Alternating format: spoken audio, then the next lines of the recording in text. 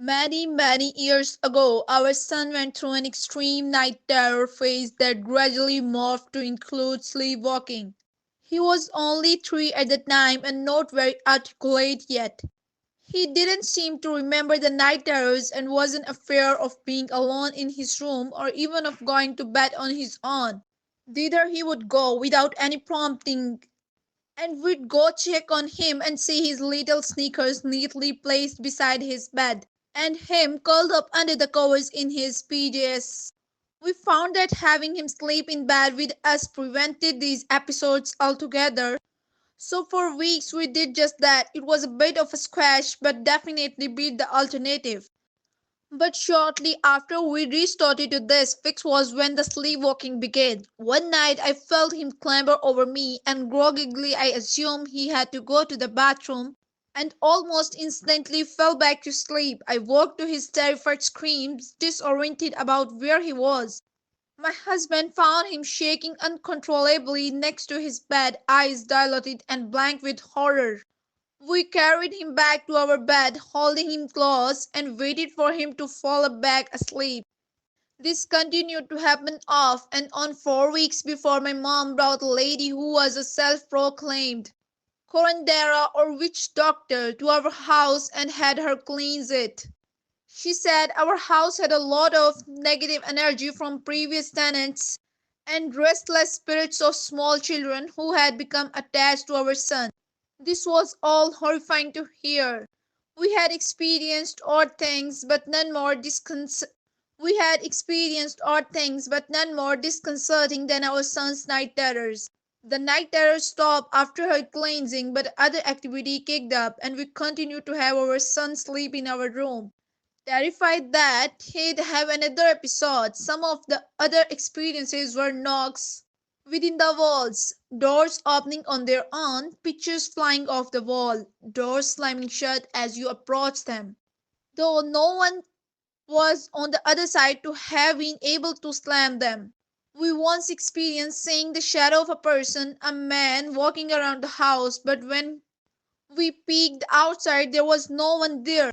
The last straw was when the both of us had the same nightmare, woke drenched in sweat and seeking comfort from the horrifying dream, only to tell it and realize we'd been dreaming nearly the same thing.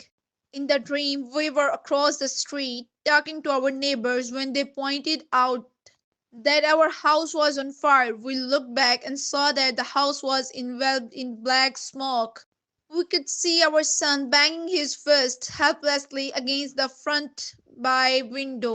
Panicked, we rushed across the street and into the house, searching for him. In my dream, I found him and held him tightly to me. As I ran back outside to safety, only to realize the bundle I held in my arms was his baby blanket and not him. I stared back at the house in time to see it collapse in a flurry of flames and wake up screaming. My husband dreamed he went into the house and could hear my son crying out for him and couldn't find him. Then he heard a soft daddy and reached down and grabbed him up and ran outside. As he ran, he realized that our son felt very light in his arms, and when he looked down, he saw he was only holding a teddy bear. Needless to say, this rattled us even more. We promptly moved out, staying in my parents' small guest room until we could sell the house. It wasn't on the market long, and wanting to be upfront about our experiences, we told the buyer against our realtor's advice. He was a much older man who planned to use it as a rental property and waved off our experiences as nervous nonsense.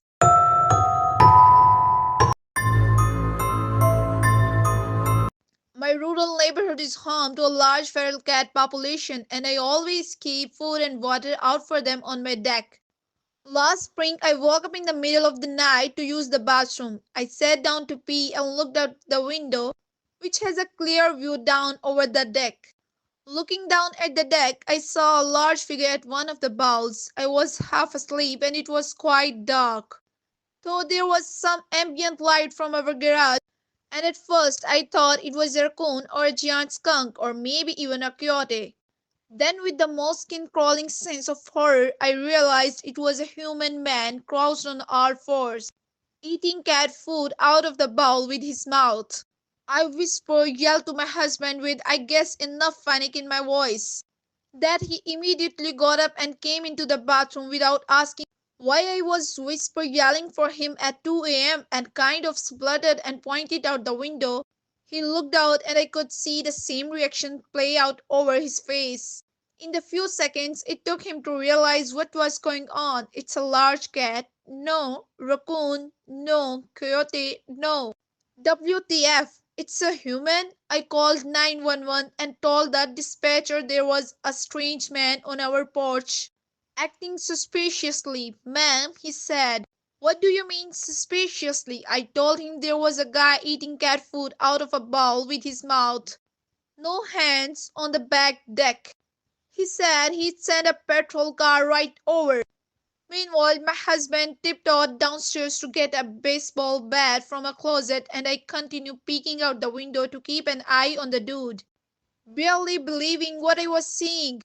At some point, I suppose he must have stopped eating. There was not that much food out to begin with, and unless he was eating kibble by kibble, he would have finished very quickly. But he remained in the same hunched crouch position over the bowl, the back of his head and his face obscured by the hood of his sweatshirt. After what felt like hours but was actually more like 5 or 6 minutes, we saw headlights approaching from down the road. Our visitor must have seen them too, because he got up easy as you please, walked off our dock, and disappeared into the shadows at the edge of the yard. We had a cruiser parked in our driveway for the rest of the night and the next morning installed motion activated lights and a camera. We took the cat food off the deck at night for the rest of the month. We haven't had an unwelcome visitor again.